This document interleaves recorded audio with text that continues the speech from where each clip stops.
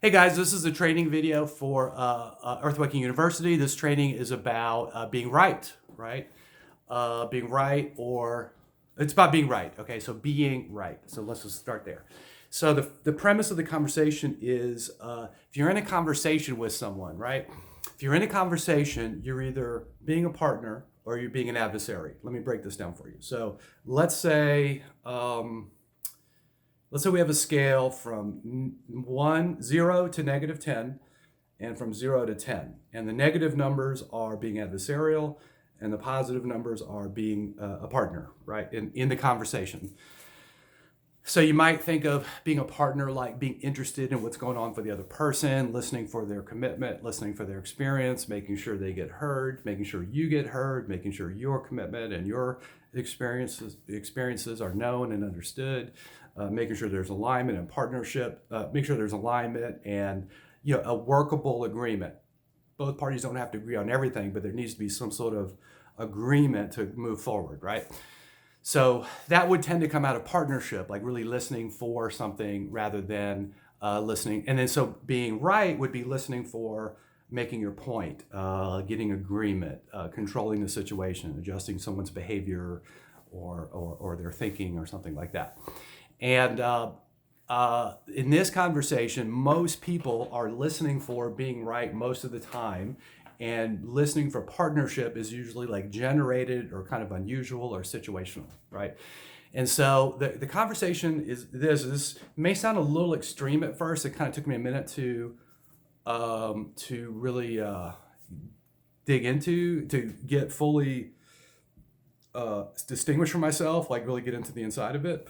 But consider that when you're being right about something, like when you're sure that you're correct and you're sure that other person's incorrect and you're like being right, you're trying to convince them, you're trying to change their opinion, change their behavior, get them to do something, stop doing something like that, right?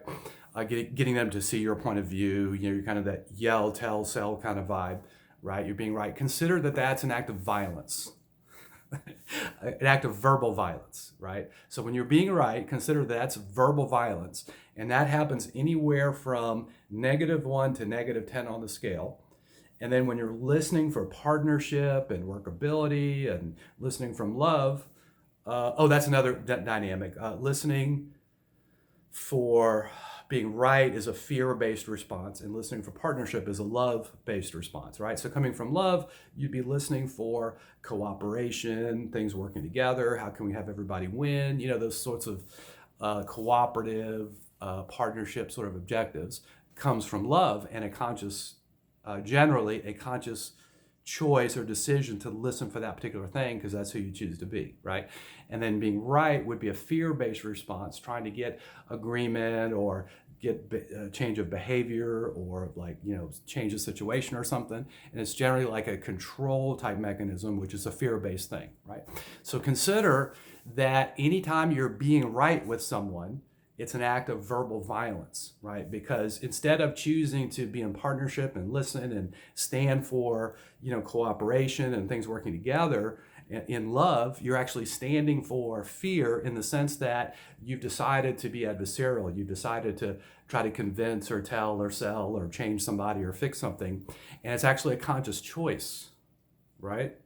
It's not a conscious choice because mostly you're asleep, right? But when you wake up, then it's a conscious choice. I can either be right about this thing and choose to be verbally violent, or I could be open about this thing and listen for integrity and workability and partnership, right? I would say one is a conscious choice from love, and the other is an unconscious sort of default from fear, right? Most people are in fear most of the time, unless you're like meditating or like doing some extraordinary work. Most people are kind of in some sort of a fear state most of the time. If that creates anger or frustration and fear, that's kind of my point. Okay. If I say that you get all annoyed, that's kind of my point, right? Because most people are coming from fear most of the time, and if that sounds annoying or triggering to you, that's because there's a truth to it for you. So here's the opportunity, right? The opportunity is to choose to be someone who comes from love, right? And then anytime you're being right with someone, you would just log that as, oh, that's not consistent with what I choose, right? It has no integrity. It's not workable given I gave my word to come from love and now I'm being right. I'm coming from fear.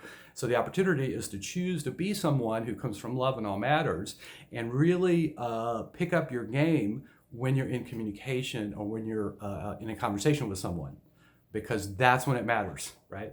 It doesn't, coming from love when things are going good is really no great accomplishment, you know? Coming from love when it looks like you're not getting what you want or something's going on or your fear reaction is triggered, or you feel unsafe about something, or you're dealing with something, then coming from love all of a sudden is an act of courage. It's like a real deal kind of big time play, coming from love when it doesn't look like it's a good idea, as it were. All right, good. So that's really, I just want to wrap it up. I want to get this idea installed that, you might consider that every time you're being right. Oh, actually, I want to expand it at one point, right? So what I'm saying is when you're being right in your actions and your being and in your speaking, it's an act of violence, a particular kind of violence, verbal violence, but nonetheless, right? And then when you're coming from love, it's a very different vibe. You're listening for integrity and partnership and communication and teamwork. So just to kind of extend it out to the ridiculous a little bit, right? So let's look at physical violence. Let's look at, you're in a conversation and someone says something to you and you have the desire to reach out and strike them, right? Somebody says, you're fat and ugly, or you're stupid and slow, or whatever, right? They say the thing, boom, makes you angry, makes you feel bad about yourself, and you reach out and strike them, right? Now that's obviously violent, right? You can see that. You can see the hand, there's physical contact, there's a recoil, there's like a whole thing, right? That obviously is violent. But really, how much different is it when you do it verbally instead of physically, right?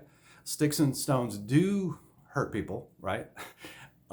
Just look around, right? Just look at your own experience of your life. And consider that it's really not that much of an uptick. It's not that much of an improvement when you choose to be violent with someone verbally instead of physically. It is an uptick and it is better, and I recommend it over being physically violent, right? But it's kind of on the same continuum. Like physical violence might be a -10, verbal violence might be a -2, but it's still like fear-based, it's still counterproductive, it's still violent in a particular way, right? It's unharmonious, right? And so I just want to make that point, right? Like really, I recommend you really ingrain it and start catching yourself, right? When you're being right, and just simply, come from love. Like stop being right, notice the fear, stop being right, let it go, and then ask yourself, what would love do here? Or what would love say here? Or what would I do here if I was coming from love? All right. Okay, cool. So that is the conversation called Being Right is Verbal Violence. Okay.